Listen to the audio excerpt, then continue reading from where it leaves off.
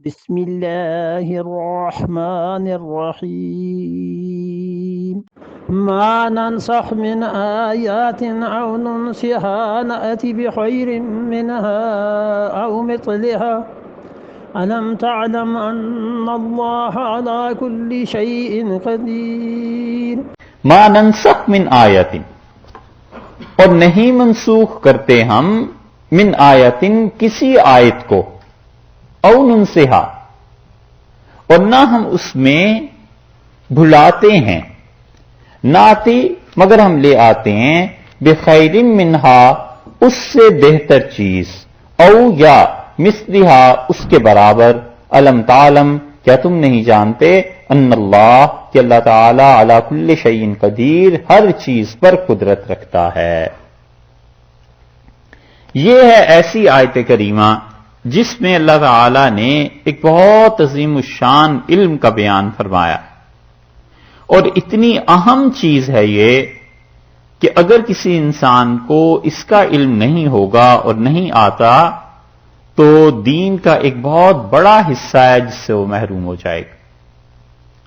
حضرت علی رضی اللہ عنہ آئے اور انہوں نے دیکھا ایک آدمی وعظ کر رہا تھا کوفہ کی جامع مسجد میں، تو حضرت علی رضی اللہ عنہ تو علم کے میدان میں ساری زندگی ان کی گزری تھی، تو وہ سمجھ گئے کہ کیا ہو رہا ہے، تو انہوں نے کہا یہ کون ہے، کیا کہہ رہا ہے؟ تو لوگوں نے کہا حضرت یہ لوگوں کو نصیحت کر رہا ہے، وعظ کر رہا ہے، اللہ کی یاد اس قسم کی باتوں کی ترغیب دے رہا ہے۔ انہوں نے کہا یہ نصیحت نہیں کر رہا، یہ کہہ رہا ہے کہ من انا، میں کون ہوں، میں کس کا بیٹا ہوں، مجھے پہچانو۔ اور پھر حضرت علی رضی اللہ عنہ اس کے پاس چلے گئے اور اس سے پوچھا کہ تم قرآن پاک کے ناسخ اور منسوخ کا علم جانتے ہو؟ اس نے کہا نہیں۔ تو آپ نے فرمایا ہلکتا و اہلکتا، تو خود بھی برباد ہوا اور جو تیرے ساتھ رہے، جو تیرے پیچھے چلے، وہ بھی ہلاک ہوئے، برباد ہوئے، اخرج عنی، نکلو یہاں سے۔ یہ ناسخ اور منسوخ کا علم جو ہے، کئی ایک چیزیں اس میں سمجھنے کی ہیں۔ ایک تو رائے یہ ہے، اصل مسئلہ جہاں سے شروع ہوا تھا وہ یہ تھا کہ یہودیوں کے ہاں بدع کا ایک مسئلہ چلتا تھا، اور وہ مسئلہ ہمارے ہاں بھی اگر آپ کبھی مطالعہ کریں اہل تشریع کی کتابوں کا، وہاں بھی آپ کو مل جائے گا۔ اصول کافی ان کے ہاں 4 کتابیں بنیادی طور پہ ہیں نا، اگر ان کتابوں کا مطالعہ کریں آپ کو وہاں بھی مل جائے گا۔ اور یہ چیز حضرت شاہ عبدالعزیز صاحب محدث دہلوی رحمۃ اللہ علیہ نے تحفہ اثنا عشریہ میں بڑی تفصیل سے لکھی ہے۔ اور کچھ نہ پڑھے آدمی شیعت پہ، حضرت کی کتاب سوچ سمجھ کے پڑھ لے، ساری زندگی دھوکہ نہیں ہوتا۔ شاہ عبدالعزیز صاحب رحمۃ اللہ علیہ نے کمال کیا ہے، اور اب تک ان کے ذمے ہے کہ وہ اس کتاب کا ایسا ہی جواب لکھ کے لائیں۔ شاہ صاحب رحمۃ اللہ علیہ کی کتاب کے جواب میں شیعہ میں جن لوگوں نے ہندوستان میں کام کیا تھا 22 جلدیں لکھی ہیں، ہم نے لکھنؤ میں دیکھی، لیکن بات وہ نہیں آئی جو شاہ صاحب رحمۃ اللہ علیہ نے کی ہے۔ کوئی بھی دیکھ لے جا کے حضرت کی کتابوں کو اور اس پہ جو رد لکھا گیا۔ بدع کا ترجمہ یا اس کی تشریح یہودیوں کے ہاں یہ تھی کہ وہ کہتے تھے اللہ ایک چیز کا حکم دیتا ہے، اور پھر وہ حکم جب لوگوں پر نافذ ہوتا ہے تو کچھ عرصے کے بعد اللہ کو یہ خیال آتا ہے کہ اوہو یہ حکم تو ٹھیک نہیں تھا، تو اللہ اس حکم کو بدل دیتا ہے۔ اللہ تعالیٰ سے بھول ہو جاتی ہے، اللہ سے غلطی ہو جاتی ہے، علیاذ باللہ۔ یہ تھا ان کے ہاں تصور، اور اس کے مطابق وہ کرتے بھی تھے۔ وہ کہتے تھے تورات میں خدا نے ایک چیز کا حکم دیا، جب لوگوں میں وہ چیز نافذ ہو گئی تو پھر اللہ تعالیٰ کو خیال آیا کہ یہ جو حکم دے دیا تھا یہ تو ٹھیک نہیں تھا، اس میں تو لوگوں کا بڑا نقصان ہے، پھر خدا نے اس حکم کو بدل دیا۔ مسلمانوں میں جب یہ چیز ہوئی اور یہودیوں نے دیکھا کہ رسول اللہ صلی اللہ علیہ وسلم ایک چیز کا حکم دیتے ہیں، پھر کچھ عرصے کے بعد اس حکم کو تبدیل کر دیتے ہیں، تو انہوں نے بجائے اس کے کہ اسے کسی اچھے معنی میں لیتے اور اپنے کرتوت دیکھتے، انہوں نے کہا کہ یہ عجیب نبی ہیں علیہ الصلوۃ والسلام، ایک چیز بتاتے ہیں پھر اس کے بعد دوسری چیز چینج کر دیتے ہیں، تبدیل کر دیتے ہیں، تو اس کا مطلب یہ ہے کہ یہ نبوت نہیں ہے، بلکہ اپنے پاس سے ہی بتاتے رہتے ہیں کہ یہ حکم ایسے ہے اور ایسے. یہ تھے ان کے اعتراضات کا خلاصہ. اور ہمارے نزدیک نسخ یہ ہے کہ اللہ نے ایک حکم دیا اور اللہ تعالی کو پتا تھا کہ یہ حکم کس وقت تبدیل ہونا ہے، کیونکہ اللہ کا علم تو آج بھی وہی ہے اور کل بھی وہی ہے. یہ آج اور کل میرے اور آپ کے حساب سے ہیں، اللہ کے لیے تو آج بھی وہی اور 10,000 سال بعد بھی وہی اور 10,000 سال پہلے بھی وہی. خدا کا علم جو ہے وہ منسوخ نہیں ہوا کرتا. اللہ کا حکم منسوخ ہوتا ہے، اللہ کا علم منسوخ نہیں ہوتا. اللہ کے علم میں ہے کہ پہلے دن اس کائنات میں کیا ہوا، اور اللہ کے علم میں ہے کہ آخری دن اس کائنات میں کیا ہوگا. اسی لیے یہ جتنا کچھ رسول اللہ صلی اللہ علیہ وسلم نے دیکھا تھا نا معراج میں، کہ اس آدمی کو عذاب ہو رہا ہے، اس کو عذاب ہو رہا ہے، اس کو عذاب ہو رہا ہے، کبھی بات آئی تو کریں گے. اس کی بہت اچھی ایک توجیہ ابن عربی رحمۃ اللہ علیہ نے کی ہے. اور جن لوگوں کو خام خواہ تصوف سے چڑ ہے نا، تو یہ ایک طبیعی سی بات ہے کہ آدمی کو جس چیز سے نفرت ہو جائے، جس علم سے، جس چیز سے، تو آدمی اس کی اچھی چیزوں کو بھی قبول نہیں کرتا، رد کر دیتا ہے، کیونکہ نقطۂ نگاہ بدل جاتا ہے. بچے ہیں اور کوئی بچہ بھنڈیاں نہیں کھاتا مثلاً، تو آپ جتنا مرضی اچھی لذیذ پکا کے رکھ دیجئے، اس نے نہیں کھانی، کیونکہ اس سے چڑ ہے، نہیں کھاتا. تو یہ جن لوگوں کو تصوف سے چڑ ہوتی ہے نا، ان کے لیے بہت سے مقامات قرآن پاک کے سمجھنا دشوار ہو جاتے ہیں. ابن عربی رحمۃ اللہ نے لکھا ہے، وہ کہتے ہیں کہ اس بات کی ہم تشریح نہیں کریں گے، بس سمجھنا ہے تو اسی سے سمجھ جائیے. وہ کہتے ہیں کہ جن لوگوں کو رسول اللہ صلی اللہ علیہ وسلم نے دیکھا تھا کہ عذاب ہو رہا ہے جہنم کا، تو اس پہ یہ اشکال، یہ شبہ، یہ اعتراض وارد ہوتا ہے کہ وہ لوگ تو آئیں گے 1000 سال بعد، تو حضرت صلی اللہ علیہ وسلم نے پہلے کیسے دیکھ لیا تھا؟ تو وہ کہتے ہیں کہ ٹائم کی بات ہے، اور ٹائم میں ہر چیز موجود ہے اللہ کے علم میں. تو اللہ تعالی نے ایک سرا وہاں سے اٹھایا، جس دور میں، جس عہد میں، جس سال میں رسول اللہ صلی اللہ علیہ وسلم تھے، اور ایک سرا اللہ نے قیامت کا اٹھایا، اور اپنے علم کے مطابق خدا نے ان دونوں سروں کو ملا دیا. تو جو چیزیں اللہ کے علم میں تھیں وہ ساری کی ساری شکل اختیار کر کے پرسانیفائی ہو کے رسول اللہ صلی اللہ علیہ وسلم کے سامنے آ گئی. وہ ٹائم پہ جہاں بحث کرتے ہیں اور بتاتے ہیں کہ ٹائم سے آدمی کیسے نکل سکتا ہے اور ٹائم کی حدود کیا ہیں، وہاں پر وہ یہ بات کرتے ہیں. لیکن یہ بات ظاہر ہے کہ بڑی دقیق. تو اللہ کا علم وہ منسوخ نہیں ہوتا، حکم منسوخ ہو جاتا ہے. تو اللہ تعالی کا علم، ایک حکم اس نے نازل کیا کہ مسلمانوں یہ کام کرنا ہے. مثلا بیت المقدس کی طرف منہ کر کے نماز پڑھنی ہے، فرض کر لیجئے، اور اللہ تعالی نے 5 سال بعد اس حکم کو تبدیل کر دیا. تو اللہ کے لیے پہلے بھی اس کو اتنا ہی علم تھا جتنا 5 سال بعد تھا. اسے پتا تھا کہ میں نے 5 سال بعد اس حکم کو تبدیل کرنا ہے. تو یہ جتنی تبدیلیاں ہیں یہ ہمارے آپ کے حساب سے ہیں، اللہ کے علم کے حساب سے تو نہیں ہے.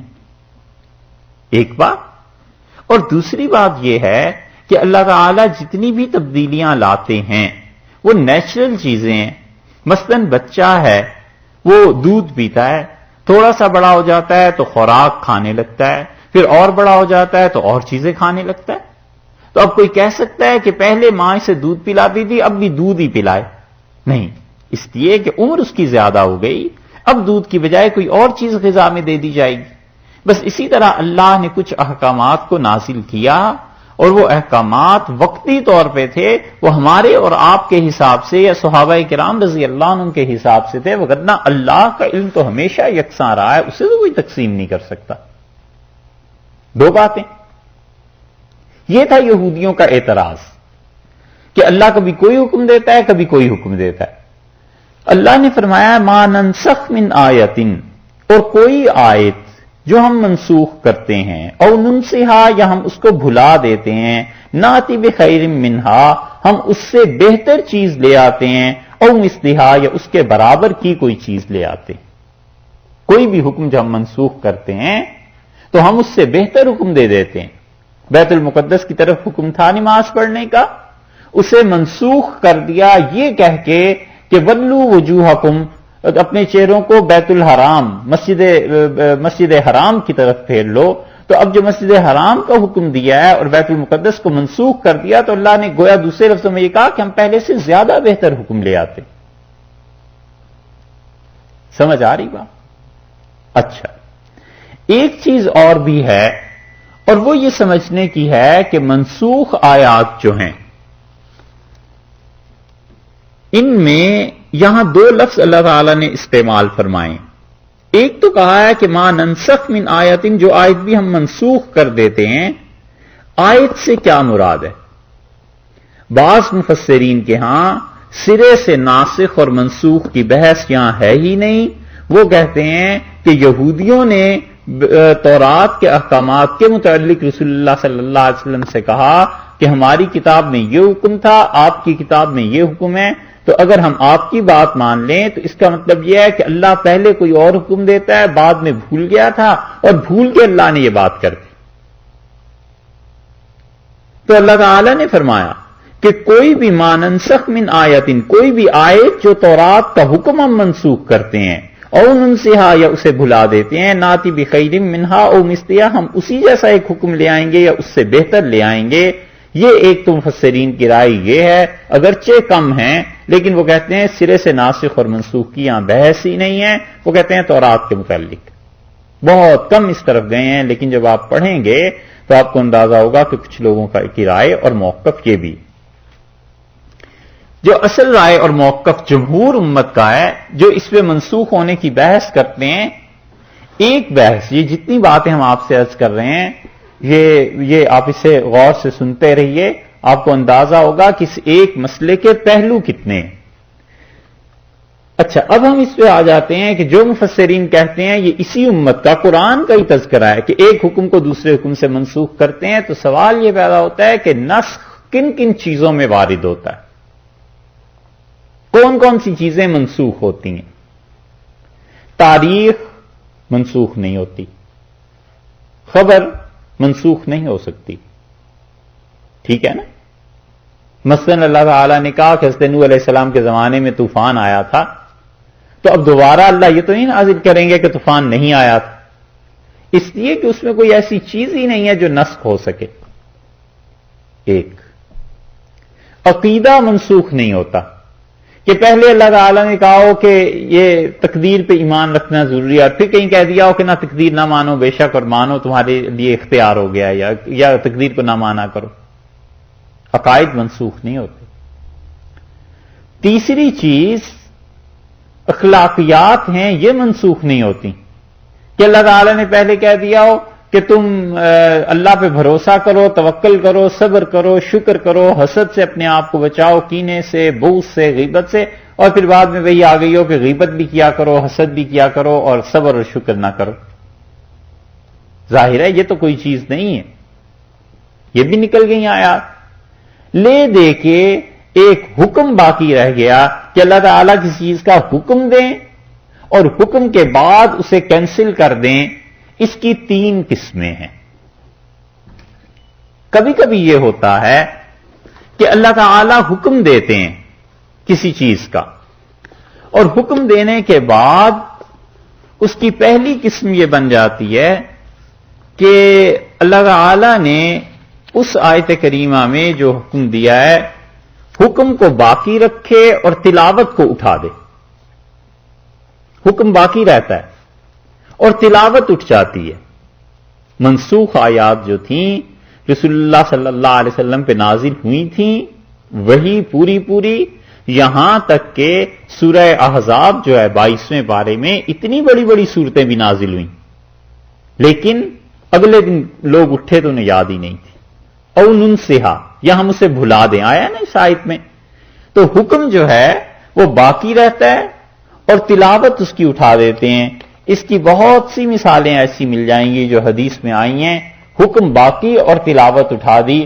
حضرت عمر رضی اللہ عنہ نے خطبہ دیا اور حدیث میں آیا ہے مسلم وغیرہ میں کہ انہوں نے اپنے خطبے میں یہ کہا کہ اگر شادی شدہ مرد یا عورت کوئی برا کام کریں تو انہیں رجم کیا جائے، پتھر مارے جائیں، اور انہوں نے کہا یہ آیت رسول اللہ صلی اللہ علیہ وسلم پہ نازل ہوئی تھی اور لوگوں اللہ نے اس کا حکم باقی رکھا اور اس کی تلاوت خدا نے منسوخ کر دی۔ سورہ نور میں یہ آیت نازل ہوئی تھی، اس کی تلاوت خدا نے اٹھا لی، اور اگر مجھے یہ ڈر نہ ہوتا کہ لوگ کہیں گے عمر نے قرآن میں اضافہ کر دیا ہے تو میں قرآن کے حاشیے پہ ہی اگرچہ لکھواتا لیکن لکھوا ضرور دیتا کہ مرد اور عورت جبکہ وہ شادی شدہ اور ایسے کریں تو ایسے کیا جائے۔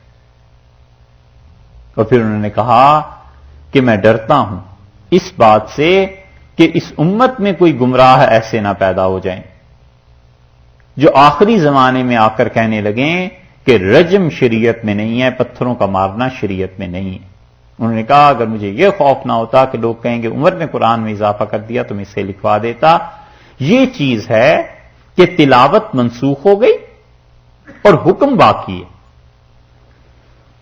مسلم میں ایک اور روایت آتی ہے، مسلم کی اس روایت میں آتا ہے، حضرت ابو موسیٰ اشعری رضی اللہ عنہ کہتے ہیں کہ انا کننا نقرأ سورۃ، ہم صحابہ رضی اللہ عنہ کے متعلق کہتے ہیں کہ ہم دوست سورت ایک پڑھتے تھے اور وہ سورہ برات جتنی تھی، سورہ توبہ جتنی بڑی سورت تھی اور اس میں یہ احکامات تھے، ساری کی ساری چیزیں اللہ نے نازل کی تھیں، اور وہ کہتے ہیں پھر ایک دن سب کو وہ بھول گئی اور مجھے اب بھی اس کی ایک آیت یاد ہے کہ اللہ تعالیٰ نے فرمایا تھا کہ لو کان لابن آدم وادیان من مال، اور اگر ہم انسان کے آدم علیہ السلام کے بیٹے کو 2 وادیاں دے دیں جو پیسے سے بھری ہوئی ہوں تو لبتغا وادیا ثالثا، تو یہ تیسری وادی کی تلاش میں چلا جائے گا۔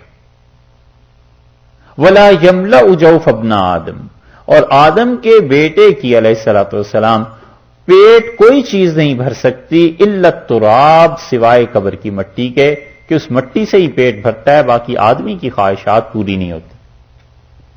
اور انہوں نے کہا کننا نقرأ سورۃ، ہم ایک اور سورت بھی پڑھتے تھے، نشبہھا باحدی المسبحات، جو مسبحات سبح للہ سے جو صورتیں شروع ہوتی ہیں نا، سبح للہ یسبح للہ آخری پاروں میں، اس کے برابر ایک سورت تھی، تو وہ کہتے ہیں کہ وہ مجھے بھول گئی، بس مجھے اب اتنا اس میں سے یاد رہ گیا کہ یا ایھا الذین آمنوا لم تقولون ما لا تفعلون، یہ اب بھی آیت سورہ صف میں آئی ہے، یہ وہاں بھی ہوگی وہاں بھی ہوگی، جیسے ہوتا ہے قرآن میں ایک آیت کہیں آ گئی وہی آیت دوبارہ ریپیٹ ہو گئی، پرسوں ترسوں بھی ایک مثال اس کی دی تھی۔ تو انہوں نے فرمایا کہ مجھے اس میں سے یہ یاد رہ گیا ہے کہ ایمان والو کیوں وہ باتیں کہتے ہو جو تم کرتے نہیں ہو، فَتُكْتَبُ شَهَادَةً فِي أَعْنَاقِكُمْ، تمہارے گلوں میں لکھ کے لٹکا دیا جائے گا جو کچھ کہ تم نے شہادت دی تھی، گواہی دی تھی، فَتُسْأَلُونَ عَنْهَا يَوْمَ الْقِيَامَةِ، اور قیامت کے دن تم سے سوال ہوگا کہ کیا شہادتیں کیا گواہیاں دیتے۔ تو یہ پہلی قسم ہے، صحابہ کرام رضی اللہ عنہم نے بہت چیزیں اس پہ بیان کی، اور کئی ایک صحابہ رضی اللہ عنہم کہتے ہیں کہ ان کا حکم اٹھ گیا اور منسوخ جو چیزیں تھیں تلاوت اس کی یعنی آیات اٹھ گئی، تلاوت منسوخ ہو گئی مگر حکم باقی رہا، یہ پہلی قسم ہے۔ انہی منسوخ آیات کو لوگ لکھتے تو تھے، وہی تو آتی تھی، اور رسول اللہ صلی اللہ علیہ وسلم خود بھی فرماتے تھے کہ مجھے فلاں سورت بھلا دی گئی، تو اللہ کو جب منسوخ کرنا ہوتا تھا تو لوگوں کے ذہن سے وہ ہٹا دیتے تھے۔ یہی اسی قسم کی آیات جو منسوخ تھیں حضرت عائشہ رضی اللہ عنہا کے گھر میں لکھ کے رکھی بھی تھی، اور وہ رسول اللہ صلی اللہ علیہ وسلم کی تیمارداری میں مصروف تھیں، اور ام المومنین رضی اللہ عنہا کہتی ہیں کہ ہمارے گھر میں ایک پالتو جانور تھا، اور یہ آیات جو رکھی ہوئی تھی نشانی یادگار کے طور پر، یا جیسے خواتین کی عادت ہوتی ہے کہ چیزیں سنبھال کے وہ رکھتی رہتی ہیں، چاہے آدمی جتنا بھی کہے کہ اس کی اب ضرورت نہیں رہی تو وہ سنبھال لیتی ہیں، ایسے رکھی ہوئی تھی جو ہمارے گھر کا پالتو جانور تھا۔ فرمایا میں بیان یہ کر رہی ہیں کہ رسول اللہ صلی اللہ علیہ وسلم کی آخر پہ کیفیت کیا ہو گئی تھی، مجھے کتنا گھر میں کام کرنا پڑتا تھا، کیا ہمارے ہاں فقر و فاقہ تھا، کیا چیزیں تھی۔ اس میں فرماتی ہیں کہ ہمارے ہاں ایک پالتو جانور تھا، وہ ان آیات کو چبا گیا، تو آیات تو نہیں تھیں، وہ تو منسوخ ہو گئیں، ان کی قرات ختم ہو گئی، سب چیزیں اٹھ گئیں۔ یہ وہ چیز ہے، بس اتنی سی بات جسے لوگ لے اڑے ہیں اور انہوں نے کہا کہ 40 پارے تھے اور 10 روز پہ عائشہ رضی اللہ عنہا کی بکری کھا گئی تھی. یہ ہے بس اصل بات اتنی سی. ہمارے یہاں مسند احمد میں یہ روایت آئی ہے. ہم کہتے ہیں منسوخ آیات تھیں, لکھ کے رکھی ہوئی ہوں گی, بس ٹھیک ہے, گھر میں پڑی ہوئی تھی, اور وہ تو بیان کر رہی ہیں کہ ہم کتنی مصروف تھی رسول اللہ صلی اللہ علیہ وسلم کی خدمت میں. یہ ہے پہلی قسم. دوسری قسم وہ ہے کہ حکم منسوخ ہو گیا اور تلاوت اب تک باقی ہے, کہ قرآن پاک میں تلاوت ہم ان آیات کی کرتے ہیں مگر اس کا حکم اب اس پہ عمل نہیں ہو سکتا اور وہ حکم منسوخ ہو گیا. اس سلسلے میں آپ دیکھیے سورہ مجادلہ 28ویں پارے میں ہے, وہاں پر ایک مثال آپ کو اس کی دیتے ہیں.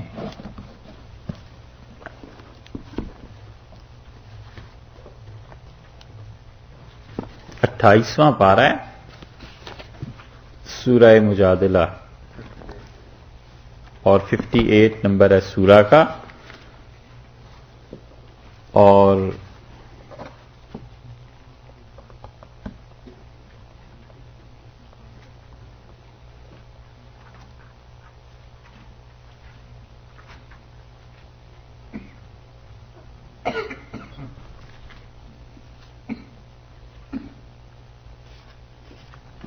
آیت نمبر ہے 12.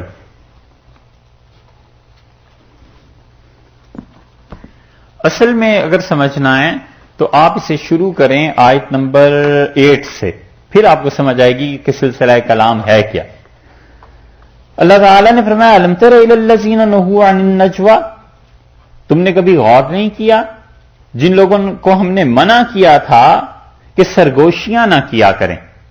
مجلس ہے, 10 آدمی بیٹھے ہوئے ہیں اور 2 آپس میں ایک دوسرے کے کان میں بات کر رہے ہیں, تو شبہ پیدا ہوتا ہے کہ پتہ نہیں بات کیا ہے, مسئلہ کیا ہے. اللہ نے کہا ہم نے منع کر دیا تھا کہ یہ سرگوشیاں نہ کیا کریں. ثم یعودون لما نہوا عنہ, جس چیز سے منع کیا ہے پھر وہی حرکتیں کرتے ہیں منافق. وَيَتَنَاجَوْنَ بِالْإِثْمِ وَالْعُدْوَانِ وَمَعْصِيَتِ الرَّسُولِ, اور آپس میں بیٹھ کے باتیں کیا کرتے ہیں آپ کی مجلس مبارکہ میں, اسم گناہ کی اور عدوان حد سے بڑھے ہوئے کاموں کی, ومعصیت الرسول, اور رسول اللہ صلی اللہ علیہ وسلم کی مجلس میں بیٹھ کر ان کی نافرمانی کی باتیں ایک دوسرے کے کانوں میں کہتے ہیں. وَإِذَا جَاءُوكَ, اور جب آپ کے پاس آتے ہیں, حَيَّوْكَ بِمَا لَمْ يُحْيِّكَ بِهِ اللَّهُ, تو آپ کو ان الفاظ سے سلام کرتے ہیں جو سلام اللہ نے نہیں کہا, اللہ نے وہ الفاظ نہیں رکھے. ہوتا تو یہی ہے نا کہ السلام علیکم, کہ اللہ کی سلامتی ہو آپ پہ, وہ اس سلام کو لام اس میں سے نکال جاتے تھے اور کہتے السلام علیکم, اور سام کا مطلب تم پہ موت آئے. اللہ نے فرمایا یہ جب آتے ہیں آپ کی مجلسوں میں تو آپ کو ایسے سلام کرتے ہیں جو اللہ نے تو نہیں کہا. وَيَقُولُونَ فِي أَنفُسِهِمْ, اور اتنے بے حیا ہیں کہ اپنے دل میں کہتے ہیں لولا يعذبنا اللہ بما نقول, ہم جو رسول اللہ صلی اللہ علیہ وسلم کو برا کہتے ہیں تو خدا ہمیں عذاب کیوں نہیں دیتا, خدا ہمیں کیوں نہیں پکڑتا. حسبهم جہنم, جہنم نہیں کافی, یصلونها فبئس المصیر. یا ایھا الذین آمنوا اذا تناجیتم, ایمان والو جب تمہیں آپس میں گفتگو کرنی پڑ جائے, فلا تتناجوا بالاسم والعدوان ومعصیت الرسول, تو کبھی بھی سرگوشیاں بیٹھ کے نہ کرنا, گناہ کے متعلق, زیادتی کسی پہ کرنی ہے اس کے متعلق, اور رسول اللہ صلی اللہ علیہ وسلم کی معصیت نافرمانی پر کبھی آپس میں بیٹھ کے مشورے نہ کرنا. وتناجوا بالبر والتقوی, اور نیکی اور تقوی کی باتوں میں البتہ مشورے کیا کرو. واتقوا اللہ الذی الیہ تحشرون, ڈرو اس اللہ سے جس کے سامنے تم نے پیش ہونا ہے. انما النجوى, یہ آپ کی مجلس میں جو ایسی لوگ حرکتیں کرتے ہیں, من الشیطان, یہ شیطان کی طرف سے ہیں, لیحزن الذین آمنوا, تاکہ ایمان والے اس سے تکلیف اٹھائیں, ایمان والوں کو پریشانیاں ہوں. ولیس بضارہم شیئا الا باذن اللہ, اور یہ اللہ کے حکم کے علاوہ کسی کو تکلیف نہیں دے سکتے. وعلی اللہ فلیتوکل المؤمنون. اب دیکھیے یہ اس سلسلہ کلام میں سمجھ آیا, رسول اللہ صلی اللہ علیہ وسلم کی مجلس میں بیٹھ کے یہ منافق ایسی حرکتیں کرتے تھے. 50 آدمی بیٹھے ہوئے ہیں اور 10 مجلسیں قائم ہیں, 2 ادھر بیٹھ کے گفتگو کر رہے ہیں, 2 ادھر, اور رسول اللہ صلی اللہ علیہ وسلم جو کچھ فرما رہے ہیں وہ نہیں سنتے تھے. تو اس سے بڑی بدمزگی اور مجلس کے آداب کے خلاف ایک صورت پیدا ہو جاتی تھی. اللہ نے 12ویں آیت میں فرمایا کہ یا ایھا الذین آمنو، اے ایمان والو، اذا ناجیتم الرسول، جب رسول اللہ صلی اللہ علیہ وسلم سے تم نے کوئی سرگوشی کرنی ہو نا. یہ منافق اس سے بھی بڑھ کر یہ کرتے تھے کہ اٹھ کے کبھی کبھی رسول اللہ صلی اللہ علیہ وسلم کے کان میں آ کے بات کرنے لگتے تھے تاکہ امپریشن یہ پڑے لوگوں پہ کہ ہم تو بہت ہی زیادہ دین کے خیر خواہ ہیں. اللہ نے فرمایا کہ جب رسول اللہ صلی اللہ علیہ وسلم سے سرگوشی کرنی ہو فقدموا بین یدی نجواکم صدقہ، تو پہلے صدقہ کیا کرو، مال خرچ کر کے آؤ، پھر آ کے رسول اللہ صلی اللہ علیہ وسلم سے سرگوشی کرو. ذالک خیر لکم، اس سے تم خیر میں رہو گے. واطہر، اور یہ بہت ہی پاک کرنے والی بات ہے، پہلے پیسے خرچ کرو پھر آ کے مشورہ کرو. فإن لم تجدوا فإن اللہ غفور رحیم، اور اگر نہ ملیں پیسے خرچ کرنے کو جن مسلمانوں کو، تو اللہ ان کے لیے غفور الرحیم. یہ تھی آیت، اور اس پہ عمل ہوا ہے یا نہیں ہوا یہ ایک الگ بات ہے، لیکن اس پہ عمل کی کوئی صورت اب باقی نہیں رہی بقول مفسرین کے. مفسرین کہتے ہیں یہ ان آیات میں سے ہے جس کا حکم اٹھ گیا بعد میں، اور تلاوت تب تک باقی ہے تاکہ لوگوں کو پتا چلے کہ جب اسلام کے لیے کام لوگ کرتے ہیں تو جو بھی بڑی حیثیت کے آدمی ہوتے ہیں ان کو کیسے کیسے مراحل دیکھنے پڑتے ہیں، اور منافقین کس طرح ان کی صفوں میں گھس آتے ہیں، اور منافقین کس طرح اسلام کو نقصان پہنچایا کرتے ہیں. تو وہ کہتے ہیں یہ ہے اس کی دلیل کہ آیت باقی رہی، اور یعنی یہ چیز باقی رہی اور اس کا حکم اللہ نے اٹھا دیا. یہ دوسری قسم ہو گئی. اچھا، ایک چیز اور دیکھیے، اور وہ یہ ہے کہ یہاں حکم منسوخ ہو گیا اور تلاوت باقی ہے. دو قسمیں. اور تیسری قسم یہ ہے کہ حکم اور تلاوت دونوں ہی اللہ نے اٹھا لی. حکم بھی اٹھ گیا، تلاوت بھی اٹھ گئی. تو اب وہ آیات جو ہیں حدیث کی کتابوں میں آتی ہیں کئی جگہ. حضرت عائشہ رضی اللہ عنہا کا ایک جملہ ہے، وہ آپ سن لیجئے. اسے مسلم میں آیا ہے. حضرت عائشہ رضی اللہ عنہا نے کہا کہ کان مما انزل، رسول اللہ صلی اللہ علیہ وسلم پر پہلے یہ حکم نازل ہوا کہ 10 رضعات، 10 مرتبہ جب بچہ دودھ پیے گا تب وہ اس کی ماں بنے گی. 10 مرتبہ 10 چسکیاں لے گا بچہ، 10 مرتبہ دودھ اس خاتون کا اس کے حلق سے اترے گا تو وہ اس کی رضائی ماں بن جائے گی نا، دودھ پلانے والی ماں بن جائے گی. پھر کہتی ہیں حضرت عائشہ رضی اللہ عنہا کہ پھر آیات نازل ہوئیں فنسخنا، اور اللہ نے اس 10 کو منسوخ کر کے 5 مرتبہ کا کر دیا کہ 5 مرتبہ بھی اگر پیے گا تو یہ بچے کی ماں بن جائے گی. اور پھر اللہ تعالیٰ نے اس کے بعد، یہ تو حضرت عائشہ رضی اللہ عنہا کے لفظ اتنے ہیں، وہ کہتی ہیں فتوفی رسول اللہ صلی اللہ علیہ وسلم، رسول اللہ صلی اللہ علیہ وسلم کا انتقال ہو گیا. وہی مما یقرؤ من القرآن، اور یہ چیز قرآن میں پڑھی جاتی تھی. یہ حدیث پوری سنا دوں اور اس پہ جو اعتراض ہے وہ بھی، تاکہ آپ کو کبھی موقع پیش آئے زندگی میں تو پریشانی نہ ہو. جو لوگ قرآن کے ناقص ہونے پر اعتراض کرتے ہیں شیعہ حضرات، اور وہ کہتے ہیں قرآن پورا نہیں ہے، وہ اس روایت کو مسلم سے لاتے ہیں، اور وہ کہتے ہیں حضرت عائشہ رضی اللہ عنہا فرماتی ہیں کہ رسول اللہ صلی اللہ علیہ وسلم کا انتقال ہو گیا اور قرآن پڑھا جاتا تھا، اور اس میں یہ بات تھی کہ 5 مرتبہ دودھ پیے تو ماں اور بیٹے کا رشتہ تعلق قائم ہوتا ہے، وگرنہ نہیں. تو وہ کہتے ہیں اس قرآن میں دکھاؤ کہاں ہے. جب یہ پتہ چلتا ہے کہ اس قرآن میں نہیں ہے تو کہتے ہیں اسی لیے تو ہم کہتے ہیں کہ بہت سی آیتیں جو تھیں وہ کھا گئے تھے، اور انہی میں وہ آیات بھی تھیں جن میں حضرت علی رضی اللہ عنہ کی خلافت کا حکم تھا، وہ بھی تم لوگ کھا گئے. یہ ہے اصل بنیاد. ہم یہ کہتے ہیں کہ یہاں پر صرف ایک ہی جملہ ہے جس پہ اشکال پیش آتا ہے کہ رسول اللہ صلی اللہ علیہ وسلم کی وفات ہو گئی اور یہ پڑھی جاتی تھی. اس کو بہت سے حضرات نے جواب دیا ہے، اور وہ کہتے ہیں کہ رسول اللہ صلی اللہ علیہ وسلم کی وفات پر، یعنی وفات کے بعد پڑھی جاتی تھی، تو اس کا یہ مطلب نہیں ہے کہ اس قرآن میں وہ شامل تھی. مطلب یہ کہ لوگ جانتے تھے، لوگ پڑھتے تھے، ایک دوسرے کو سناتے تھے. کیونکہ اگر یہ مان لیا جائے کہ اس قرآن میں شامل تھی تو پھر تو واقعی وہ الزام درست ہے، مگر وہ شامل ہی نہیں. اور اس سے بھی بڑا جواب یہ ہے کہ حضرت صلی اللہ علیہ وسلم کے زمانے میں جو قرآن لکھے گئے تھے وہ اب تک محفوظ ہیں. حضرت علی رضی اللہ عنہ کے ہاتھ سے لکھا ہوا قرآن محفوظ ہے. یہاں چلے جائیے لندن انڈیا آفس لائبریری میں حضرت حسن رضی اللہ عنہ کے اپنے دست مبارک کا قرآن محفوظ ہے، اور اس کے آخر پہ لکھا ہوا ہے کتبہ الحسن، حسن ابن علی رضی اللہ عنہ نے اسے لکھا. کہیں یہ چیز نہیں. تو جن کا وہ نام لیتے ہیں انہوں نے جو قرآن لکھے انہوں نے بھی نہیں لکھی. تو اس کا مطلب یہ نہیں ہے کہ رسول اللہ صلی اللہ علیہ وسلم کا انتقال ہوا تو صحابہ رضی اللہ عنہ کو اس کی تلاوت کرتے تھے. مطلب یہ ہے کہ اس زمانے میں پڑھی جاتی تھی، ایک دوسرے کو بتائی جاتی تھی کہ بھی یہ قرآن میں تھی آئی. اتنی سی بات. اور تیسری بات اس میں سمجھنے کی یہ ہے کہ یہ 5 والا حکم بھی منسوخ ہو گیا. اسی لیے حنفی فقہا یہ کہتے ہیں کہ ایک قطرہ بھی دودھ کا اگر بچے کے حلق سے نیچے چلا جائے گا تو وہ اس کی ماں قرار پائے گی.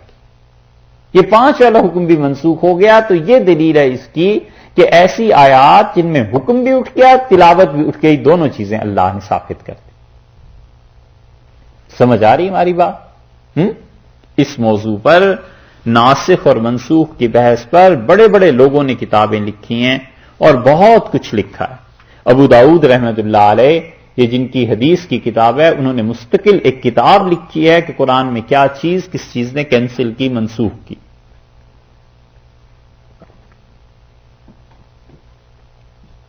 ابن عربی نے کتاب لکھی اور ان کی کتاب چھپ بھی گئی تھی. ابن جوزی نے لکھی ہے، وہ بھی چھپ گئی ہے. ابن لمباری نے لکھی ہے، وہ بھی چھپ گئی ہے.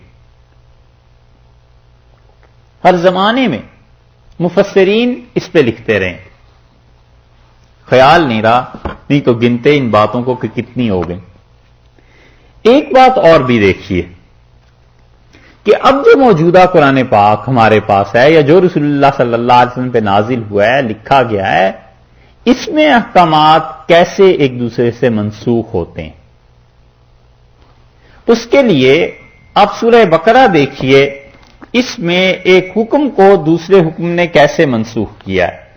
سورہ بقرہ میں دوسرے پارے میں 184 نمبر آیت 184.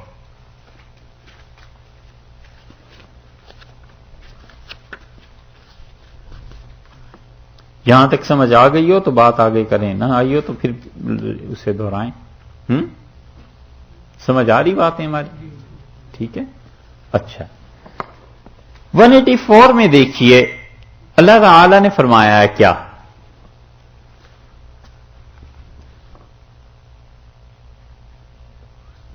ارشاد فرمایا ہے کہ 83 سے دیکھ لیں، رکوع جہاں سے شروع ہو رہا ہے. یا ایھا الذین آمنوا کتب علیکم الصیام، ایمان والو تم پر روزے فرض کیے گئے، کما کتب علی الذین من قبلکم، جیسے کہ روزے فرض کیے گئے تھے تم سے پہلوں پر، پچھلی امتوں پہ، لعلکم تتقون، تاکہ تم تقوی والے بن جاؤ.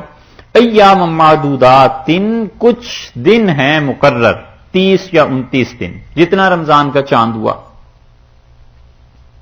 فمن کان منکم مریضا، سو جو کوئی آدمی تم میں سے مریض ہو، او علی سفر، یا وہ سفر پہ ہو، فعدۃ من ایام اخر، وہ دوسرے دنوں میں یہ روزے رکھ لے. وعلی الذین یطیقونہ، اور جو لوگ ان روزوں کو پورا کر سکتے ہیں، فدیۃ طعام مسکین، وہ ایک مسکین کو کھانا کھلا دیں. جو روزے رکھ سکتے ہیں وہ ایک مسکین کو کھانا کھلا دیں، روزہ نہ رکھیں. فمن تطوع خیرا فهو خیر له، اور جو نیکی کا کام کرے گا اس کے لیے بہت اچھا اجر ہے.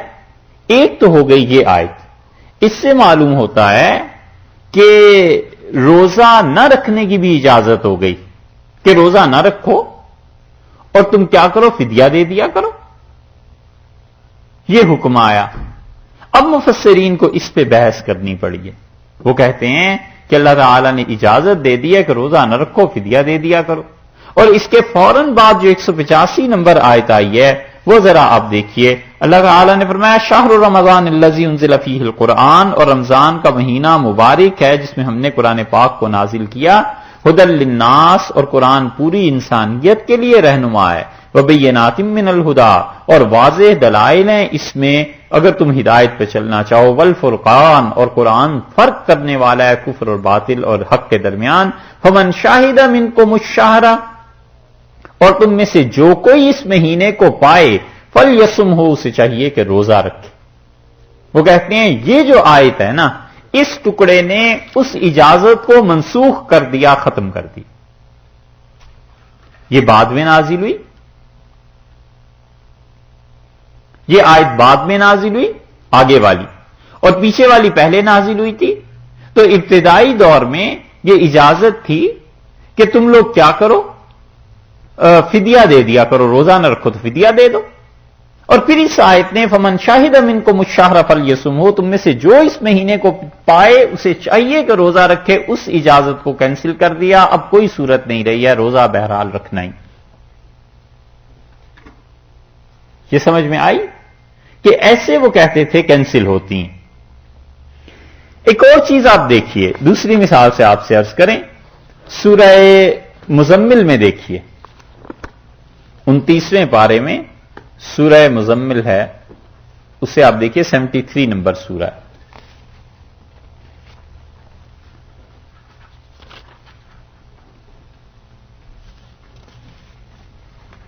آخری آیت سورہ مزمل کی،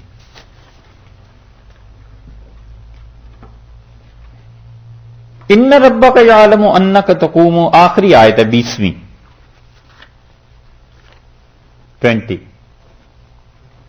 ملی۔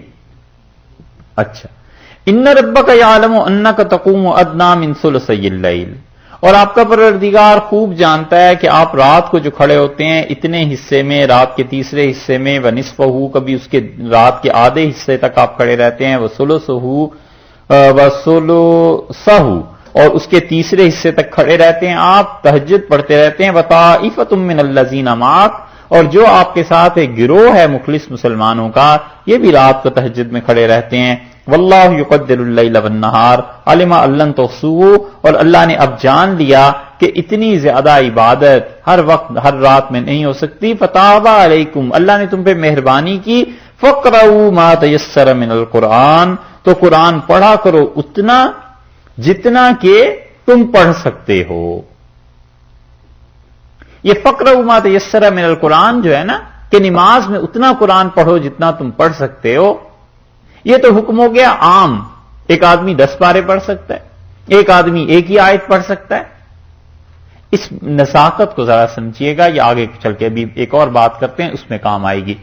پرانے حضرات نے یہ کہا کہ یہ تو آیت ہو گئی منسوخ، اور رسول اللہ صلی اللہ علیہ وسلم نے جو بتایا ہے سورہ فاتحہ کے پڑھنے کا، تو سورہ فاتحہ ہر ایک کو پڑھنی ہے چونکہ، تو وہ کہتے ہیں کہ سورہ فاتحہ کے وجوب نے، اس کے واجب اور ضروری ہونے نے اس آیت کو منسوخ کر دیا کہ ما تیسر من القرآن، قرآن جتنا آتا ہے تم بس اتنا پڑھ لیا کرو۔ تو وہ کہتے ہیں اس کا مطلب یہ ہے کہ سورہ فاتحہ پڑھا کرو، تو یہ منسوخ ہوگی۔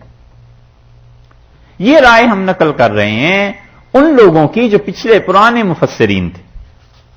آگے دیکھیے، عالمان سے یکون منکم مرضی، اللہ کو معلوم ہے کہ تم میں کچھ لوگ بیمار ہوتے ہیں، وآخرون یضربون فی الارض، اور کچھ زمین میں کاروبار تجارت کرتے ہیں، رزق کماتے ہیں، یبتغون من فضل اللہ، اللہ کا فضل تلاش کرتے ہیں، روزی، وآخرون یقاتلون فی سبیل اللہ، اور کچھ ہیں جو راستے میں اللہ کی راہ میں لڑتے ہیں، جہاد کرتے ہیں۔ یہ ہے حضرت عمر رضی اللہ عنہ کا استدلال، کتنی گہری سمجھ تھی ان کی۔ ان کے فتوے پڑھ کے احساس ہوتا ہے کہ ہم تو 100 بار چھوڑ 1000 بار بھی روز قرآن پڑھتے رہے تو ہمارے دماغ میں وہ بات نہیں آ سکتی۔ انہوں نے کہا کہ میں اللہ کی راہ میں شہید ہو جاؤں یا اپنے بیوی بچوں کے لیے حلال کا رزق کماتے ہوئے میری موت آ جائے، میں لست ابالی، مجھے کوئی پرواہ نہیں ہے، یہ بھی اللہ کے یہاں اجر دے گی اور شہادت سے بہتر اجر دے گی۔ فرمایا میں اللہ کی راہ میں لڑتے ہوئے شہید ہو جاؤں یا میں اپنے بیوی بچوں کے لیے اپنے گھر کے لیے حلال کا رزق کما رہا ہوں، اس میں میری موت آ جائے، فرمایا لا ابالی، مجھے کوئی پرواہ نہیں ہے، اور مجھے یہ کمانا رزق کا یہ زیادہ اللہ کا قرب دے گا بنسبت جہاد کی۔ اور پھر حضرت عمر رضی اللہ عنہ نے یہ آیت پڑھی اور انہوں نے کہا دیکھو اللہ نے پہلے ان لوگوں کا ذکر کیا آخرون یضربون فی الارض یبتغون من فضل اللہ کہ اللہ کا فضل تلاش کرتے ہیں وہ لوگ زمین میں چلتے پھرتے ہیں، اور پھر اس کے بعد جہاد کا ذکر کیا ہے۔ تو خدا کا ان لوگوں کو ترجیح دینا اس بات کی دلیل ہے کہ پہلے نمبر پہ وہ ہیں، دوسرے نمبر پہ وہ۔ یہ آسانی سے حلق سے نہیں اترتا، اس لیے کہ جس قوم کو غذا ناروں کی ملی ہو نا، تو وہ چاہتے ہیں ہر چیز اپنے ہی جذبات میں کریں، کوئی ڈھنگ کی بات نہ کریں، بس جو جذبات ابھارنے والی چیزیں ہیں وہ ہونی چاہیے، اور زندگیاں کبھی سنجیدگی سے ایسے گزرتی ہیں۔ آگے دیکھیے وہ آخرون جو قاتلون فقرؤوا ما تیسر منہ، اور قرآن سے پڑھو نماز میں جتنا تمہیں میسر ہو، جتنا تم پڑھ سکتے ہو۔ دیکھا آپ نے اس کو کس چیز نے کینسل کر دیا؟ حدیث نے۔ متقدمین کی پرانے حضرات کی رائے یہ تھی کہ وہ کہتے ہیں قرآن کا حکم یہ ہوا کہ جتنا قرآن پڑھ لو، لیکن رسول اللہ صلی اللہ علیہ وسلم کی حدیث نے اس چیز کو منسوخ کر دیا، سارا قرآن نہیں پڑھا جا سکتا۔ وہ کہتے ہیں بس جتنا پڑھنا ہے تم پڑھو، تو سورہ فاتحہ پڑھ لی جائے۔ یہ ہو گئی بات۔ اچھا صاحب، یہ تو رائے تھی ان حضرات کی جو پچھلے تھے۔ ایک نئی بات اور عرض کریں، ذرہ برابر کہیں تغیر آ جاتا تھا، ذرہ برابر بھی کوئی آیت کسی آیت سے ٹکراتی ہوئی محسوس ہوتی تھی، تو وہ فوراً حکم لگاتے تھے کہ یہ آیت منسوخ ہے، اس کا حکم فلاں جگہ آ گیا۔ ابھی چند دن پہلے وہ آیت گزری تھی نا کہ لوگوں سے اچھی طرح بات کرو اور یہ وہ، تو اس میں ہم نے بتایا تھا کہ وہ آیت منسوخ نہیں ہے، کچھ لوگ اس کے قائل ہیں، اور کسی نے کہا ہے کہ آیت منسوخ نہیں ہے، اور جہاد کی آیات سے وہ منسوخ بعض نے قرار دی تھی۔ کس کا قول بتایا تھا کہ انہوں نے کہا یہ منسوخ نہیں ہے؟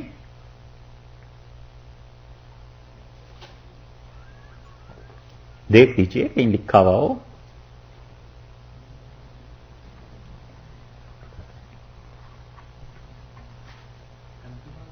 ہیں؟ اچھا، یہ ہم بتائیں کل کی بات ہے کہ برسوں کی بات ہے؟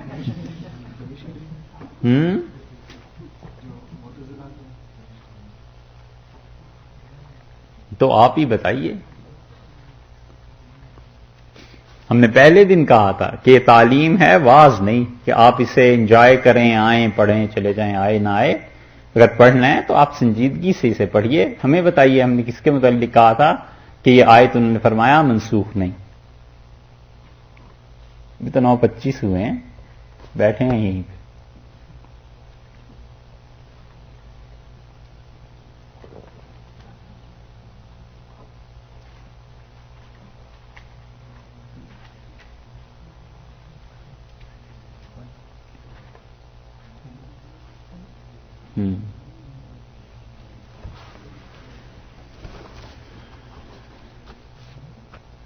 اس وقت ہم نے کہا تھا اسے یاد رکھیے گا، آگے چل کے ایک جگہ کام آئے گی، وہ یہی مقام تھا۔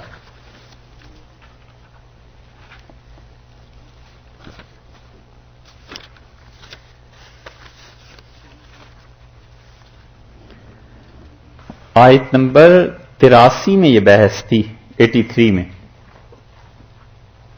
چلیے اب بتائیے۔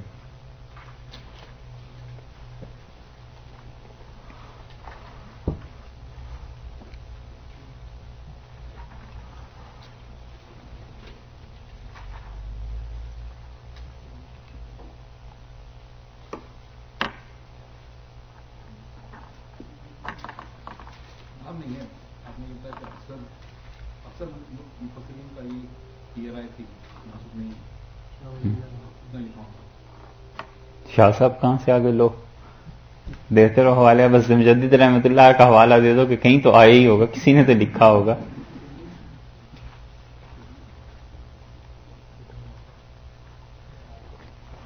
اچھا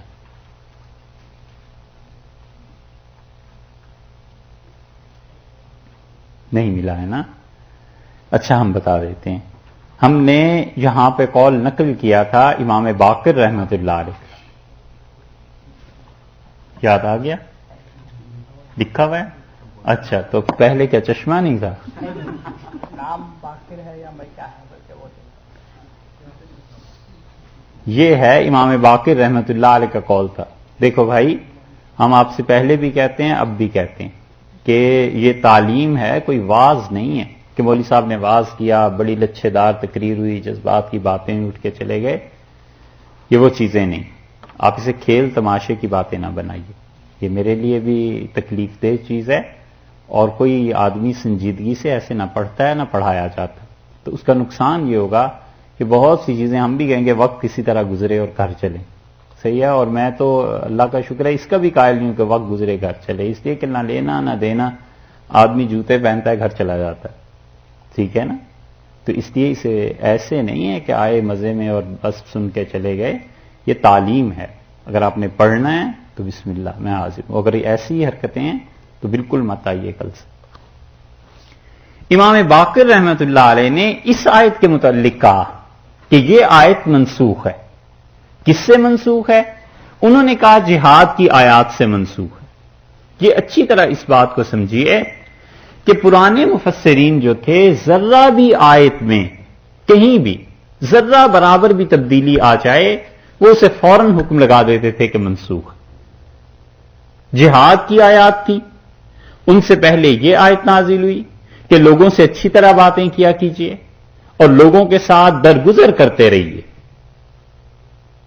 فافو، لوگوں کو معاف کرتے رہیے. یہ جب چیزیں نازل ہوئی نا کہ لوگوں کو معاف کرتے رہیے اور درگزر کرتے رہیے، اور اس کے بعد آ گیا حکم جہاد کا، تو مفسرین نے کہا یہ جتنی معافی کی آیات ہیں جہاد کی آیات نے منسوخ کر دی. یہ مطلقاً تغیر، صرف تغیر، آیت کا بدل جانا، حکم کا بدل جانا، اسے وہ کہتے تھے یہ منسوخ ہو گئی. اور یہ متقدمین کے ہاں تھا، اور اسی لیے پھر انہوں نے جب قرآن کی منسوخ آیات لکھنی شروع کی ہیں تو 500 آیات لکھی گئی، سب قرآن کی آیات منسوخ. یہ بہت بڑی چیز تھی. 500 آیات کو انہوں نے لکھا. انہوں نے کہا ان آیات کی تلاوت باقی، حکم اٹھ گیا. ابن جوزی نے لکھا اور بیسیوں آدمی، ابو عبید نے لکھا، ابو داؤد رحمت اللہ علیہ نے، انہوں نے لکھا، سب نے لکھا. یہ اب تک کتابیں چھپی ہوئی ہیں، مل جاتی. حضرت تک جب یہ بات پہنچی، شاہ ولی اللہ محدث دہلوی رحمت اللہ علیہ تک، تو شاہ صاحب نے ایک نیا انداز اختیار کیا. اور شاہ صاحب رحمت اللہ علیہ بڑے ٹھوک بجا کر لکھتے ہیں، اور اس آدمی کو اللہ نے جتنی مقبولیت دی اس سے پتہ چلتا ہے ان کے دعوے بالکل درست تھے. دعوے تو بہت لوگ کرتے ہیں، مگر بعد میں جو ہسٹری میں چیزیں آتی ہیں وہ ڈیسائیڈ کرتی ہیں کہ کون آدمی کس مقام پہ کھڑا تھا. شاہ ولی اللہ صاحب نے الفوز الکبیر میں ایک جگہ لکھا کہ میں براہ راست اللہ کا شاگرد ہوں قرآن پاک سمجھنے میں، جس طرح مجھے براہ راست رسول اللہ صلی اللہ علیہ وسلم نے حدیث کی اجازت دی. یہ اتنا بڑا جملہ ہے کہ اگر خدا کی ذرہ بھی معرفت حاصل ہو کہ اللہ اللہ ہے تو آدمی کانپ جاتا ہے کہ اللہ سے ایسا تعلق. شاہ صاحب نے لکھا. شاہ صاحب نے پھر اس پہ بحث کی، اور وہ کہتے ہیں کہ مطلقاً کسی حکم کا بدل جانا کینسلیشن کے معنی میں نہیں لینا چاہیے. اور انہوں نے پھر اس پر بحث کرتے رہے یہاں تک کہ 500 آیات پر بحث کرنے کے بعد انہوں نے کہا یہ 20 آیات ایسی ہیں جو منسوخ ہیں، اور اس کے علاوہ 480 آیات ایسی ہیں جن میں منسوخ ہونے کی کوئی بات نہیں. اور انہوں نے کہا کہ کسی بھی آیت میں اگر اس کے کسی بھی حصے پر عمل ہو سکتا ہے تو ہم اسے کیوں منسوخ سمجھیں. سمجھ رہے؟ اور اس کی مثال آپ دیکھیے، وہ سورہ بقرہ کی وہی آیت جو ابھی آپ کو بتائی تھی نا، 285 نمبر آیت، اسے نکالیے، اس سے شاہ صاحب کی بات آپ کو سمجھ میں آ جائے گی انشاءاللہ.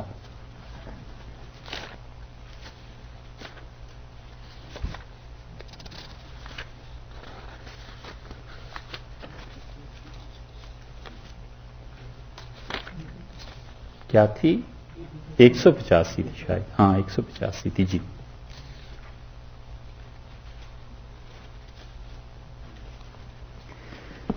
اچھا، انہوں نے کہا یہ جو آیت کریمہ ہے کہ اللہ تعالیٰ نے فرمایا ہے کہ 185 نمبر آیت، جی ہاں دوسرے پارے میں نا سورہ بقرہ میں، ایام معدودات، کہ یہ کچھ محدود مدت ہے، کچھ گنے ہوئے دن ہیں جن میں تم نے روزے رکھنے ہیں۔ فمن کان منکم مریضا، سو جو آدمی تم میں سے مریض ہے، او علی سفر، یا سفر پہ ہے، فعدۃ من ایام اخر، وہ رمضان کے روزے پھر کسی وقت رکھ لے۔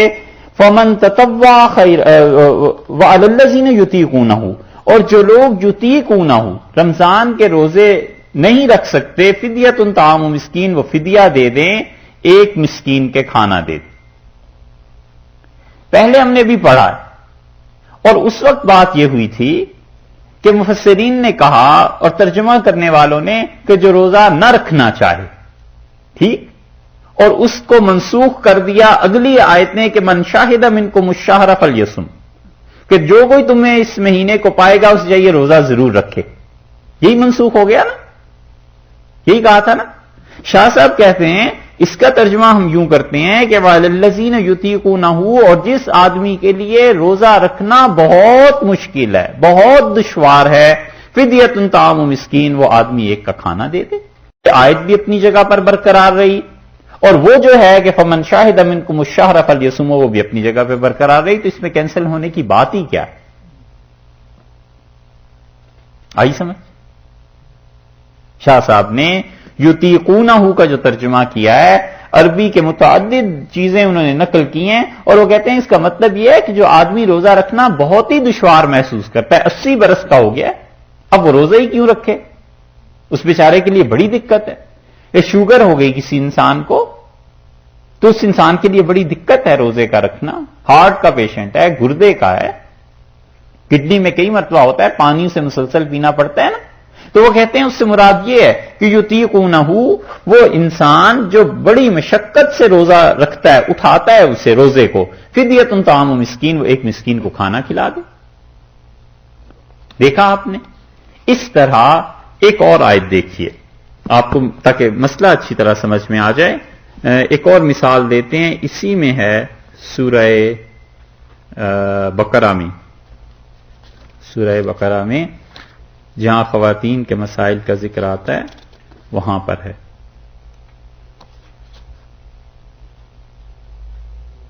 یہ ہے دوسرا پارہ سورہ بقرہ اور آیت نمبر 240۔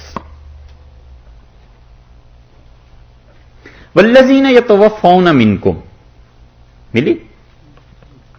دیکھیے سورہ بقرہ دوسرا پارہ اور آیت نمبر 240۔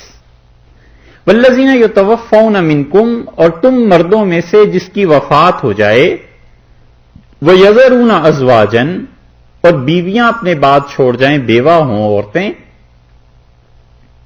240 نمبر آئی سورہ بقرہ۔ اور بیویاں رہ جائیں، وصیت لازواجہم، انہیں چاہیے کہ وہ وصیت کریں اپنی بیویوں کے لیے، متاعن، فائدہ اٹھانے کی، زندگی بسر کرنے کی، الی الحول، 1 سال تک، غیر اخراج، کہ تمہارے گھر سے وہ نہ نکالی جائیں۔ 1 سال کے لیے وہ وصیت کر کے جاؤ کہ تمہاری بیوہ کو نہ نکالیں۔ فإن خرجنا، اور اگر وہ خواتین اپنی مرضی سے جانا چاہیں، فلا جناح علیکم، تو کوئی حرج نہیں ہے، فیما فعلن فی انفسہن، اگر وہ اپنا نکاح کہیں کرنا چاہتی ہیں، کوئی گناہ کی بات نہیں ہے، من معروف، لیکن قاعدے طریقے کے مطابق نکاح ہونا چاہیے، لیاذ باللہ گناہ نہ ہو، واللہ عزیز حکیم، اللہ بڑا غالب ہے، حکمت والا ہے۔ اس آیت سے یہ پتا چلا کہ اللہ نے حکم دیا ہے کہ مرد اپنی بیوی کے لیے یہ وصیت کرے کہ اگر میرا انتقال ہو جاتا ہے تو یہ جو گھر ہے 1 سال کے لیے میری بیوی اس جگہ پر رہے گی۔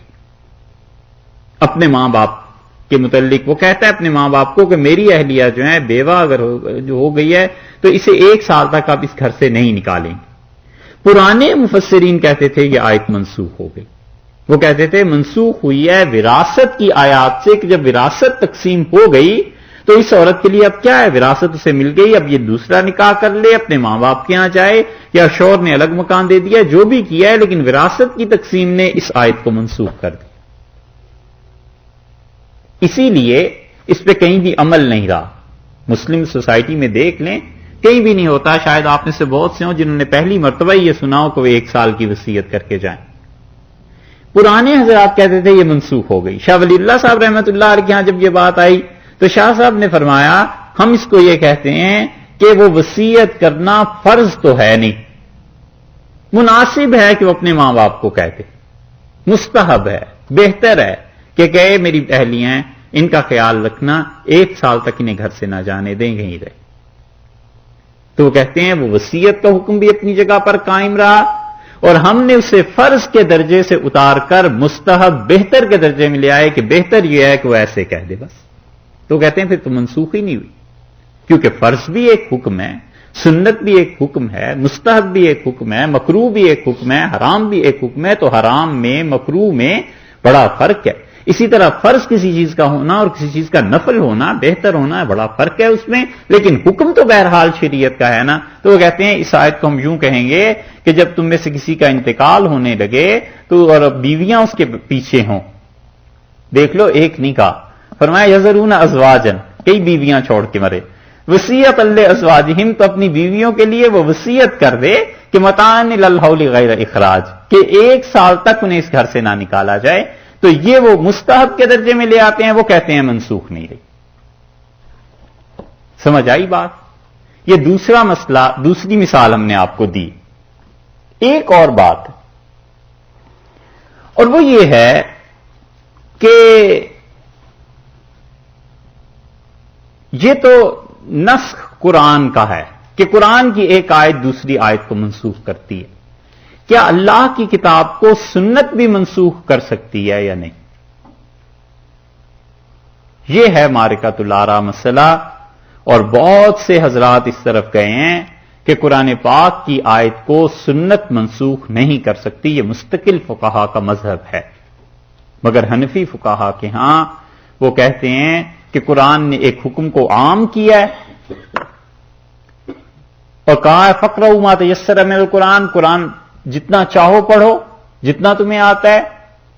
حدیث کو بشرطے کہ حدیث متواتر ہو، حدیث اتنی زبردست ہو کہ اس کا انکار نہ کیا جا سکے، وہ قرآن کے اس حکم کو مقید کر دے گی، اس کے لیے قید لگا دے گی کہ قرآن نے تو کہا جتنا مرضی تم پڑھ لو، حدیث کہتی ہے فاتحہ پڑھو. تو وہ کہتے ہیں اگر آپ منسوخ اس معنی میں لیتے ہیں تو پھر سنت قرآن کو منسوخ کر سکتی.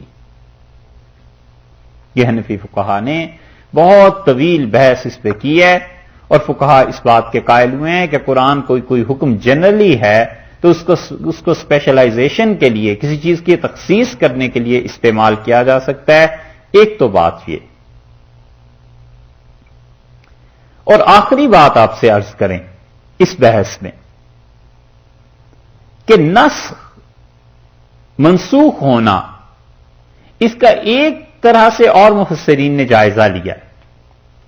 یہ اتنی مشکل چیزیں ہیں کہ حضرت عمر رضی اللہ عنہ جیسے انسان وہ قرآن پاک کی آیات کو پوچھتے تھے کہ کہیں منسوخ تو نہیں.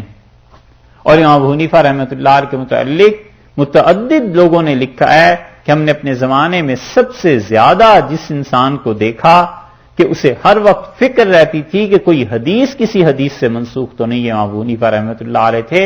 اور وہ کہتے تھے کہ آخری فعل مجھے بتاؤ رسول اللہ صلی اللہ علیہ وسلم کا آخری فعل کیا تھا، کیونکہ حدیث بھی حدیث کو کینسل کرتی. اس بات کو بھی بیان کرتے. متاخرین نے، شاہ ولی اللہ صاحب رحمۃ اللہ علیہ نے 500 آیات پہ جہاں بحث کی ہے وہ اپنے اس اصول کے مطابق حل کرتے چلے گئے ہیں. اور انشاءاللہ جب فوز الکبیر پڑھیں گے یا یہ آیات آتی جائیں گی تو ہم آپ سے عرض کریں گے کہ شاہ صاحب نے اسے کس اصول کے تحت حل کیا ہے. شاہ ولی اللہ رحمۃ اللہ علیہ کا بڑا مقام ہے ہر چیز میں، تصوف، حدیث، فقہ، تاریخ، عربیت، لغت، اللہ جانے اس انسان میں کتنے علوم خدا نے جمع کر دیے تھے. شاہ ولی اللہ رحمۃ اللہ علیہ کو پڑھا ہو کسی آدمی نے تو وہ شیخ الاسلام ابن تیمیہ رحمۃ اللہ علیہ کے ہم پلہ لوگوں میں سے تھے. بس بدقسمتی اتنی تھی کہ وہ دلی میں پیدا ہو گئے، اور بدقسمتی ایسی تھی اس امت کی کہ اس وقت پیدا ہوئے جب زوال ہو گیا تھا. شاہ صاحب پچھلے زمانوں میں کہیں پیدا ہوئے ہوتے تو لوگ ان کو سر آنکھوں پہ اٹھاتے اور ان کی کتابوں پہ تحقیق کرتے. اب تک شاہ صاحب رحمۃ اللہ علیہ کی کتابیں ساری نہیں چھپی. مخطوطے موجود ہیں، ہندوستان کی کتنی لائبریریز میں چیزیں پڑھی ہیں، اور کوئی فکر نہیں وہاں کے مسلمانوں کو کہ ان کی کتابوں کو چھپوائیں، بس ان سے پیسے خرچ کرواؤ شادیوں پہ۔ ہاں یہ حیدرآباد والے جو ولیمہ کرتے ہیں، ایک ایک ولیمے میں کتنے لوگوں کو بلاتے ہیں، اس پہ پیسے خرچ کرواؤ، اور جو کچھ پیسہ رہ جائے ان سے کہو کہ اس پہ مقدمہ کر دیں، عدالت کے جھگڑے۔ پیسے اس میں خرچ ہو گئے مسلمانوں کے، تحقیقی کام نہیں کیے۔ شاہ صاحب رحمت اللہ علیہ نے ایک اور چیز بھی لکھی ہے، اس کو ذرا سا آپ سمجھیے۔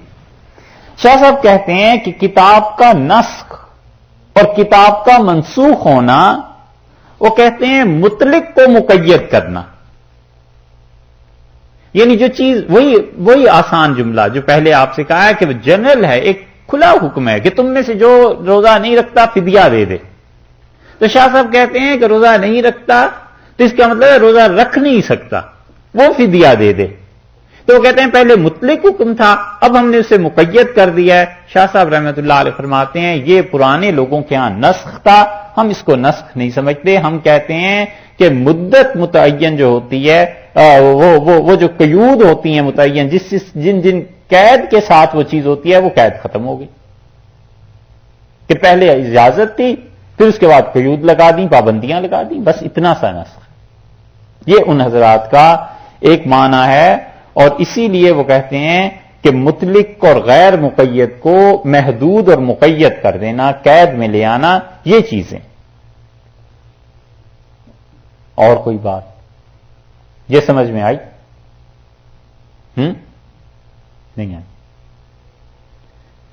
ہے مشکل چیز، اسے پھر سنیے گا۔ ارے اس میں سے وہ نکال دینا حصہ یار، لوگ کہیں گے ایسا بد اخلاق تھا، وہ حصہ نکال دینا۔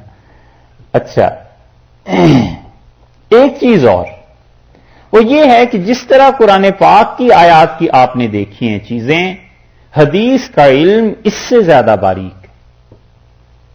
حدیث کا علم اس سے زیادہ باریک ہے کہ حدیث میں کوئی حدیث دوسری حدیث کو کینسل کرتی ہے یا نہیں۔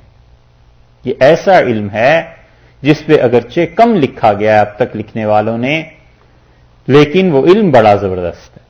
رسول اللہ صلی اللہ علیہ وسلم کوئی حکم دیتے تھے، پھر کچھ عرصے کے بعد اس حکم کو منسوخ فرما دیتے تھے۔ اب یہ اختلاف لوگوں میں ہوا کہ اس پہلے حکم پہ عمل کرنا ہے یا دوسرے حکم پہ۔ جن لوگوں کو پہلا حکم نظر آیا انہوں نے اس پہ عمل کیا، جنہیں دوسرا حکم نظر آیا انہوں نے دوسرے پہ عمل کیا۔ تو یہ اس وجہ سے بھی فقہا کا جو اختلاف ہے نا اجتہاد کا، وہ اس وجہ سے بھی ہوا۔ مثلا رسول اللہ صلی اللہ علیہ وسلم نے فرمایا یہ برتن ہیں، ان کو گھروں میں نہیں رکھنا۔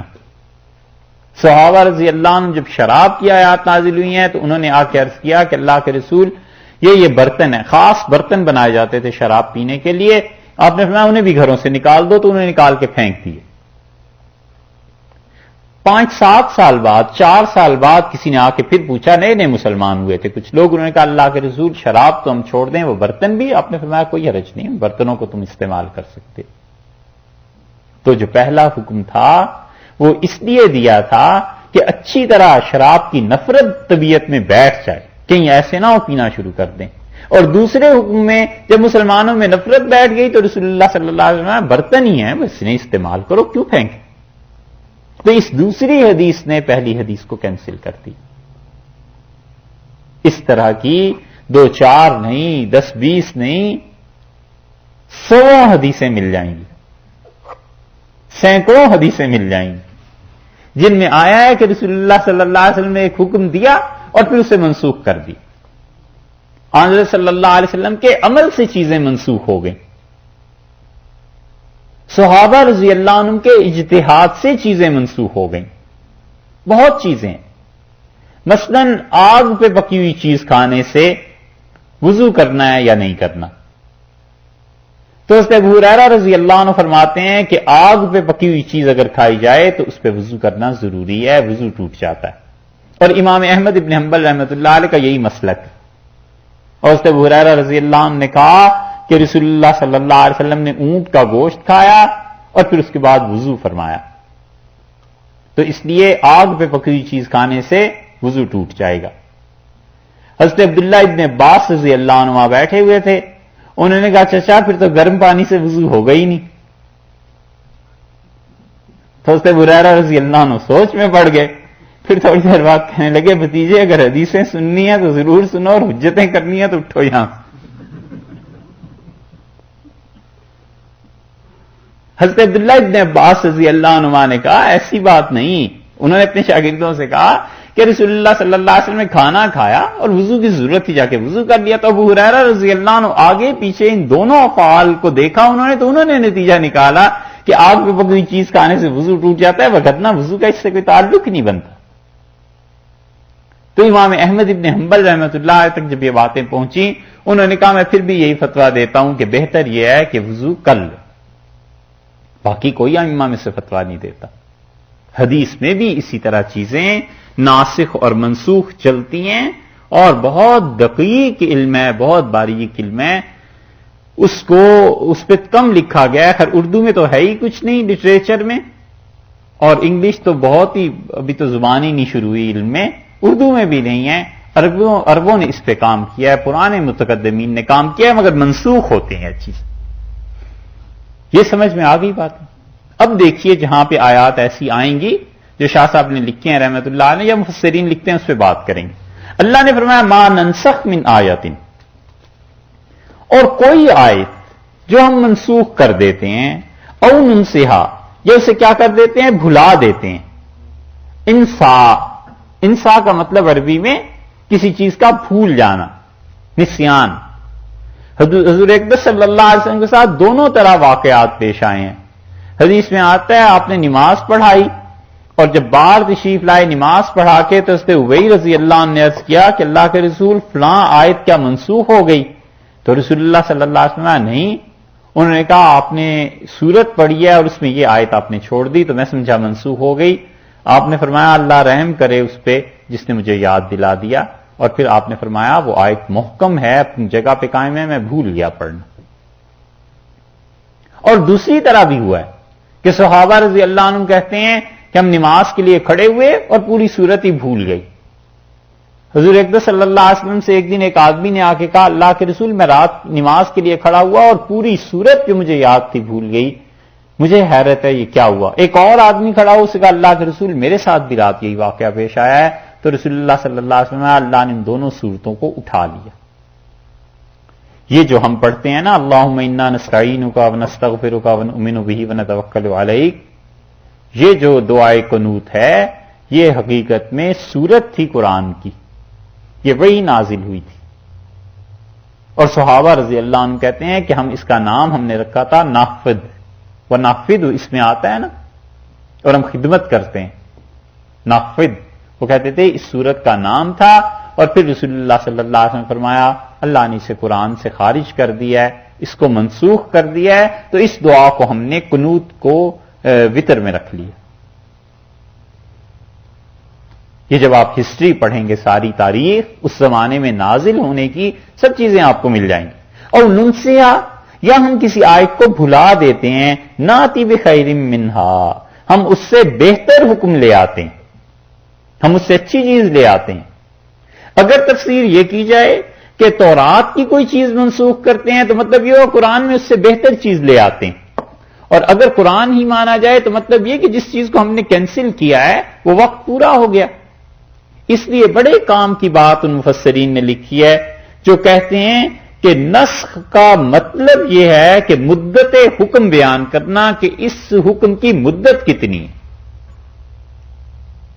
بہت عمدہ بات, کئی ہزار صفحات کے بعد جس پڑھ لکھ کے اور بحث کر کے جس نتیجے پہ پہنچے ہیں وہ کہتے ہیں نسخ کا مطلب یہ ہے کہ حکم کی مدت بیان کرنا کہ اتنی مدت تک عمل ہو گیا ہے, بس آج کے بعد یہ حکم.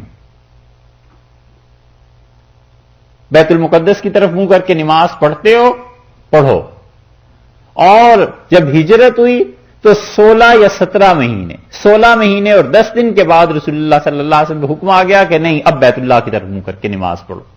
تو نسخ کا مطلب حکم کی مدت بیان کرنا کہ یہ حکم جو تھا وہ اتنی مدت کے لیے تھا, بس اس کے بعد دوسرا حکم آ گیا. یہ کی ہے کام کی بات بہت حضرات نے. اور مثلہا یا ہم اسی جیسا حکم لے آتے ہیں, یہودیوں کو اگر اس آیت کو اس تفسیر کے مطابق مانا جائے تو مفسرین نے اچھی تفسیر اس کی ہے. وہ کہتے ہیں یہودیوں نے جب یہ دیکھا کہ تورات میں احکامات تھے اور قرآن ان احکامات کو کینسل کرتا چلا جا رہا ہے، اور اللہ نے فرما دیا ہے کہ ہم کوئی بھی آیت جو تورات کی منسوخ کرتے ہیں یا آپ کو بھلا دیتے ہیں اس سے بہتر یا اس سے ملتی جلتی آیت لے آتے ہیں، تو اس کا مطلب تو یہ ہے کہ عربوں کی سرداری اور دنیا کی قیادت ہمارے ہاتھ سے نکل جائے گی، یہ تو ان کے ہاتھ میں آ جائے گی. تو وہ کچھ کر تو سکتے نہیں تھے، انہوں نے شریعت پہ اعتراضات کرنے شروع کیے. یہ وہ چیز ہے جو آپ کو پہلے بتائی تھی کہ یہاں ان شبہات کا ازالہ ہے جو یہودیوں نے پھیلائے. یہ بھی تفسیر کی گئی.